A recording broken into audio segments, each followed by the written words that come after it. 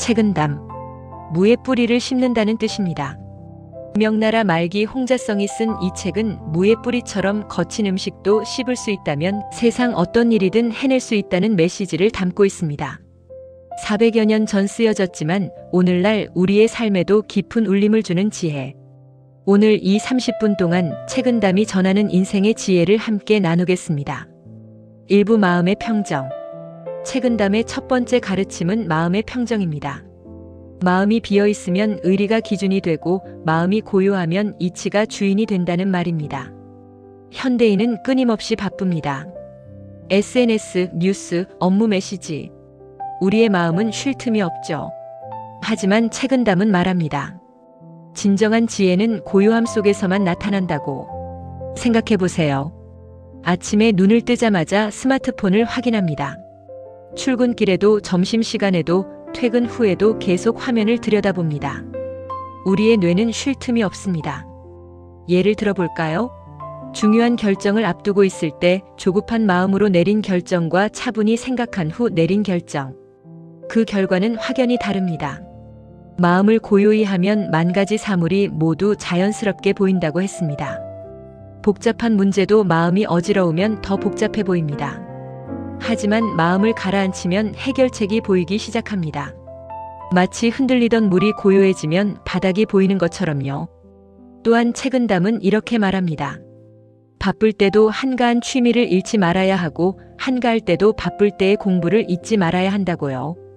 이것은 워라벨의 고전 버전이라 할 수 있습니다. 일할 때는 집중하되 여유를 잃지 말고 쉴 때도 성장을 멈추지 말라는 뜻이죠. 급할 때 침착함을 잃지 않고 바쁠 때 한가로움을 잃지 않는다는 말도 있습니다. 현대 사회는 우리에게 끊임없이 빨리빨리를 요구합니다. 빠른 응답, 빠른 성과, 빠른 성장. 하지만 정말 중요한 것은 속도가 아니라 방향입니다. 빠르게 가되 올바른 방향으로 가는지, 바쁘게 살되 의미 있는 일을 하는지. 이것을 판단하려면 고요한 마음이 필요합니다. 실천 방법은 간단합니다. 하루 10분 스마트폰을 내려놓고 자신의 호흡에 집중해 보세요. 눈을 감고 들숨과 날숨을 느껴보세요. 그것만으로도 마음의 평정을 되찾을 수 있습니다. 한 잔의 차를 마실 때도 그 맛을 음미하면 그것이 곧 선이라고 했습니다. 특별한 것이 아닙니다. 일상의 작은 순간에 집중하는 것, 그것이 바로 마음의 평정입니다. 2부 욕심을 버리는 지혜. 채근담의 두 번째 가르침은 욕심에 대한 것입니다. 이익에 탐욕스러우면 영혼이 가라앉고 명예에 탐욕스러우면 정신이 상한다고 했습니다. 더 많은 돈, 더 높은 지위, 더 큰 집. 우리는 끊임없이 더를 추구합니다. 하지만 채근담은 묻습니다. 그것이 정말 당신을 행복하게 만드는가? 심리학에서는 이를 쾌락의 쳇바퀴라고 부릅니다. 새 차를 사면 잠시 행복하지만 금방 익숙해집니다. 그리고 또 다른 무언가를 원하게 되죠. 끝없는 욕망의 사슬입니다. 김수환 추기경은 평생 낡은 신발을 신고 다녔습니다. 주변에서 새 신발을 사드리겠다고 했지만 아직 신을 만하다며 거절했습니다. 그의 방에는 낡은 책상과 침대, 옷장 하나가 전부였습니다. 추기경이라는 높은 지위에 있었지만 그는 가장 소박한 삶을 살았습니다. 그리고 그는 가장 존경받는 분이 되었습니다. 만족할 줄 알면 평생 욕되지 않고 멈출 줄 알면 평생 위태롭지 않다는 말입니다. 지족, 즉 만족할 줄 아는 것. 이것이 채근담이 가장 강조하는 덕목 중 하나입니다.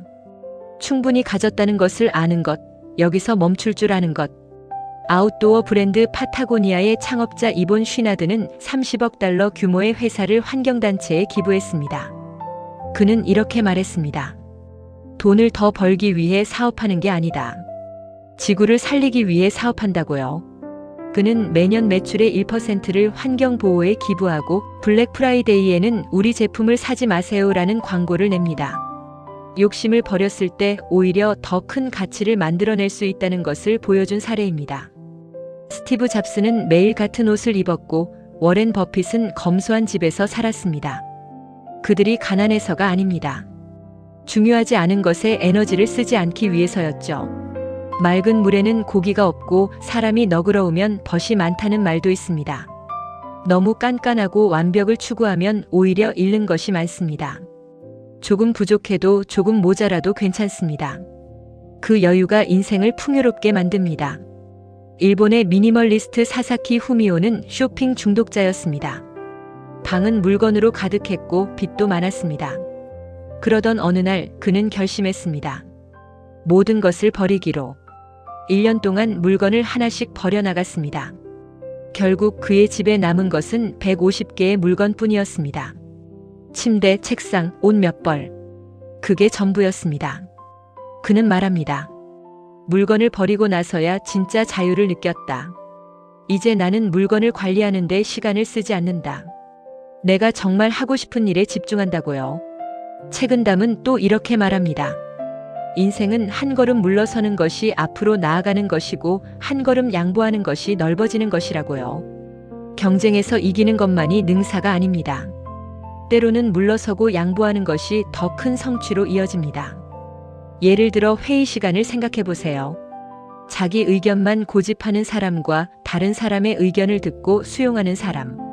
누가 더 신뢰받을까요? 양보는 약함이 아니라 강함의 표현입니다. 탐욕이 적으면 마음이 편안하고 생각이 많으면 정신이 피로하다고 했습니다. 우리가 불안한 이유는 무엇일까요? 부족해서가 아닙니다. 더 가지려는 욕심 때문입니다. 지금 가진 것에 감사하는 순간 마음은 평온해집니다. 이것이 진정한 지혜입니다. 실생활 적용 팁. 매달 지출을 점검하고 불필요한 소비 줄이기. 비교하는 습관 버리기. SNS 보는 시간 줄이기. 매일 밤 감사한 일 3가지 적기. 기부나 나눔 실천하기. 3부 인간관계의 도. 3번째 가르침은 인간관계에 관한 것입니다. 남에게 은혜를 베풀 때는 깊이 새기지 말고 남에게 은혜를 입었을 때는 잊어서는 안 된다고 했습니다. 우리는 종종 자신이 한 좋은 일은 기억하면서 받은 도움은 쉽게 잊습니다. 책은담은 정반대로 하라고 말합니다. 베푼 것은 잊고 받은 것은 기억하라. 이것이 겸손한 삶의 태도입니다. 생각해 보세요. 내가 저 사람한테 얼마나 잘해줬는데 라고 말하는 사람과 그때 그 사람이 도와줘서 정말 고마웠어 라고 말하는 사람. 누구와 함께 있고 싶으신가요? 이순신 장군은 23전 23승의 불패 신화를 이룬 명장입니다. 하지만 그의 장계를 보면 놀랍습니다. 이번 승리는 오직 전하의 신령스러움과 장병들의 충성심 덕분입니다 라고 적혀 있습니다. 자신의 공을 내세우지 않고 왕과 부하들의 덕분이라고 했습니다. 이런 겸손함이 사람들의 마음을 얻었고 목숨을 바쳐 따르는 부하들을 만들었습니다. 또한 남의 잘못을 꾸짖을 때는 너무 엄격하게 하지 말고 그 사람이 감당할 수 있을 정도로만 하라고 합니다. 누군가의 실수를 지적할 때 우리는 종종 지나치게 날카롭습니다. 어떻게 그런 실수를 할 수 있어? 이것도 못해? 이런 말들은 상대를 성장시키지 못하고 관계만 파괴합니다. 구글과 같은 선진 기업들은 샌드위치 피드백을 사용합니다. 먼저 칭찬하고 개선점을 말하고 다시 격려로 마무리하는 방법입니다. 이번 프레젠테이션 정말 잘 준비했어요. 다만 시간 배분을 조금 더 신경 쓰면 좋겠어요. 그래도 전반적으로 훌륭했습니다. 이렇게 말하면 상대는 비판을 받아들이기 쉽습니다. 책은담은 말합니다. 충고는 상대가 받아들일 수 있을 만큼만 하라고. 약을 줄 때도 적당량을 주듯이 충고도 적절한 양이 있습니다. 자신을 책망할 때는 마음으로 하고 남을 책망할 때는 입으로 해서는 안 된다는 이 말도 새겨들어야 합니다. 나 자신에게는 엄격하되 타인에게는 너그럽게. 이것이 성숙한 어른의 태도입니다. 하지만 현실은 어떤가요? 우리는 자신에게는 관대하고 타인에게는 엄격합니다. 내가 늦으면 어쩔 수 없는 사정이고 남이 늦으면 시간 약속도 못 지키냐고 합니다. 넬슨 만델라는 27년간 감옥에 갇혀 있었습니다. 인종차별 정권이 그를 가뒀습니다. 하지만 석방된 후 그는 복수하지 않았습니다. 오히려 화해를 선택했습니다. 그는 자신을 감옥에 보낸 백인 간수들을 대통령 취임식에 초대했습니다. 사람들은 놀랐습니다. 어떻게 그들을 용서할 수 있습니까? 만델라는 말했습니다. 증오는 나를 다시 감옥에 가두는 것과 같다. 나는 자유롭고 싶다. 사람을 대할 때는 너그럽게 하되 자신을 대할 때는 엄하게 하라고 했습니다. 이 순서를 바꾸지 마세요. 이것이 좋은 인간관계의 핵심입니다. 화가 날 때는 먼저 자신이 옳은지를 살피고 기뻐할 때는 나중에 후회할 일이 없는지를 살펴라는 말도 있습니다. 감정이 격해질 때 우리는 실수를 합니다. 화가 나서 내뱉은 말, 기분이 좋아서 한 약속. 나중에 후회하게 됩니다. 책은담은 말합니다. 감정이 앞설 때일수록 한 번 더 생각하라고. 에이브러햄 링컨 대통령은 화가 날 때마다 편지를 썼습니다. 상대에게 할 말을 편지에 모두 적었습니다. 하지만 그 편지를 보내지 않았습니다. 편지를 다 쓰고 나면 마음이 진정되었기 때문입니다. 그리고 다음 날 다시 읽어보면 이걸 보냈다면 큰일 날 뻔했네라고 생각했다고 합니다. 감정을 표현하되 바로 행동하지 않는 것. 이것이 링컨의 지혜였습니다. 친구와 사귈 때는 마음을 나누고 일을 처리할 때는 공정함을 지켜라고도 했습니다. 인간관계에는 때와 장소가 있습니다. 친구와 있을 때는 진심으로 교류하되 일터에서는 원칙과 공정함을 지켜야 합니다. 이 경계를 흐리면 관계가 복잡해집니다. 인간관계의 실천원칙. 칭찬은 크게 공개적으로, 비판은 조용히 개인적으로. 먼저 이해하려 노력하고 이해받으려 하지 말기. 기대를 낮추고 감사를 높이기. 내가 먼저 변하기. 상대를 바꾸려 하지 말기. 24시간 룰. 화가 나면 24시간 후에 말하기. 사부 역경을 대하는 자세. 네 번째 가르침은 어려움을 대하는 자세입니다. 순경 속에 있을 때 미리 역경을 생각하고 역경 속에 있을 때 순경을 생각하라고 했습니다. 잘 나갈 때 교만하지 말고 어려울 때 절망하지 말라는 뜻입니다.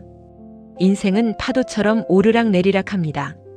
중요한 것은 그 흐름을 이해하고 준비하는 것이죠. 승승장구할 때를 생각해 보세요. 매출이 올라가고 승진하고 모든 것이 순조롭습니다. 이럴 때 우리는 자만하기 쉽습니다. 내가 잘나서 이렇게 된 거야 라고 생각하죠. 하지만 책은담은 경고합니다. 순경 속에서 역경을 생각하라고. 지금이 좋을 때일수록 미래를 대비하라고. 불우한 처지에서 얻은 힘은 부귀영화 속에서 얻은 힘보다 견고하다고 했습니다. 실패와 좌절은 인생의 최고의 스승입니다. 스티브 잡스가 애플에서 해고당하지 않았다면 지금의 애플은 없었을 겁니다. 그는 그 시련을 통해 더 강해졌습니다. J.K. 롤링도 마찬가지입니다. 이혼하고 생활보호 대상자가 되었을 때 그녀는 해리포터를 썼습니다. 오프라 윈프리는 가난과 학대 속에서 자랐지만 그 경험이 그녀를 더 강하게 만들었습니다. 하늘이 큰 일을 맡기려 할 때는 반드시 먼저 그 마음과 몸을 괴롭게 한다고도 했습니다. 이것은 맹자의 말이기도 하지만 책은담도 같은 메시지를 전합니다. 어려움은 당신을 무너뜨리기 위한 것이 아니라 단련시키기 위한 것입니다. 근육을 키우려면 어떻게 해야 할까요? 무거운 것을 들어야 합니다. 그 과정은 고통스럽지만 그 고통이 근육을 만듭니다. 인생도 마찬가지입니다. 고난 속에서 침착함을 잃지 않으면 이것이 곧 영웅의 본색이라고 했습니다. 영웅은 어려움이 없는 사람이 아닙니다. 어려움 속에서도 중심을 잃지 않는 사람이 영웅입니다. 한 번의 실패로 크게 낙심하지 말라. 반드시 재기할 날이 있다는 말도 있습니다. 실패는 끝이 아닙니다. 하나의 과정일 뿐입니다. 토마스 에디슨은 전구를 만들기까지 1만 번 실패했습니다. 하지만 그는 말했죠. 나는 실패한 것이 아니라 작동하지 않는 1만 가지 방법을 발견한 것이다라고.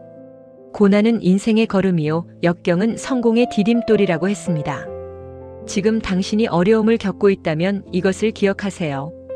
이 어려움은 당신을 더 강하게, 더 지혜롭게, 더 깊이 있는 사람으로 만들고 있다는 것을요. 역경 극복 마인드셋. 이것 또한 지나가리라. 무엇을 배울 수 있는가? 교훈 찾기. 감사할 것 찾기. 작은 것이라도. 도움 요청하기. 혼자 견디지 말기. 루틴 유지하기. 일상의 안정감. 5부 진정한 자유. 마지막 가르침은 진정한 자유에 관한 것입니다. 마음이 세속을 떠나 있으면 그곳이 어디든 살림이요. 마음이 세속에 얽매이면 살림도 번잡한 거리가 된다고 했습니다. 자유는 장소의 문제가 아닙니다. 마음의 문제입니다. 히말라야에 가도 마음이 얽매이면 불편하고 도심 속에서도 마음이 자유로우면 평화롭습니다. 요즘 많은 사람들이 힐링 여행을 떠납니다. 제주도, 강원도 혹은 해외로요. 하지만 여행에서 돌아오면 다시 일상의 스트레스가 시작됩니다. 왜 그럴까요? 진정한 자유를 찾지 못했기 때문입니다. 바깥 세상에 얽매이지 않고 안으로 흔들리지 않으면 천지가 넓고 일월이 밝다는 말입니다. 진정한 자유인은 외부의 평가에 흔들리지 않습니다. 자신의 기준으로 살아갑니다. SNS의 좋아요 개수에 일희일비하지 않고 타인의 시선을 의식하지 않습니다. 책은 담은 연꽃을 예로 듭니다. 진흙 속에 있으면서도 더러워지지 않고 맑은 물에 씻기면서도 요염하지 않다고요. 세상 속에 살면서도 세상에 물들지 않는 것. 이것이 진정한 자유입니다. 회사에 다니지만 회사가 나의 전부가 아니고 돈을 벌지만 돈의 노예가 되지 않는 것이죠. 부귀영화는 잠깐의 꿈이요, 명예와 지위는 아침 이슬과 같다고 했습니다. 우리가 평생 추구하는 것들, 승진, 연봉 인상, 좋은 차, 큰 집, 이 모든 것이 영원하지 않습니다. 언젠가는 모두 사라집니다. 그렇다면 정말 중요한 것은 무엇일까요? 한 조각 한가로운 마음이 천금보다 귀하다는 것입니다. 평온한 마음, 흔들리지 않는 중심. 이것이 진정한 부입니다. 억만장자도 마음이 불안하면 불행하고 가난해도 마음이 평온하면 행복할 수 있습니다. 책은 담이 전하는 최종 메시지는 이것입니다. 고든 나무는 쓸모가 없어 베어지지 않고 맑은 샘은 식수로 쓰여 마르지 않는다고요. 세상의 기준에 맞추려 애쓰지 마세요. 남들이 좋다는 것을 무조건 따라가지 마세요. 자신만의 가치를 지키며 살아가는 것. 그것이 진정한 자유이자 행복입니다. 마지막으로 이 구절을 전합니다. 물러나 있을 때 한 걸음 여유를 두면 나아갈 때 한 걸음 여유가 생긴다고요. 인생은 마라톤입니다. 단거리 달리기가 아닙니다. 때로는 쉬어가고 때로는 물러서는 여유가 필요합니다. 그 여유가 당신에게 진정한 자유를 선물할 것입니다. 책은 담은 400년 전에 쓰였지만 오늘날에도 여전히 유효한 지혜입니다. 마음의 평정을 유지하고 욕심을 버리고 올바른 인간관계를 맺고 역경을 받아들이고 진정한 자유를 얻는 것. 이 모든 것은 결국 하나로 통합니다. 어떻게 살 것인가라는 질문에 대한 답이죠. 무의 뿌리를 씹을 수 있다면 세상 어떤 일이든 할 수 있습니다. 여러분의 인생에 책은 담의 지혜가 함께하길 바랍니다.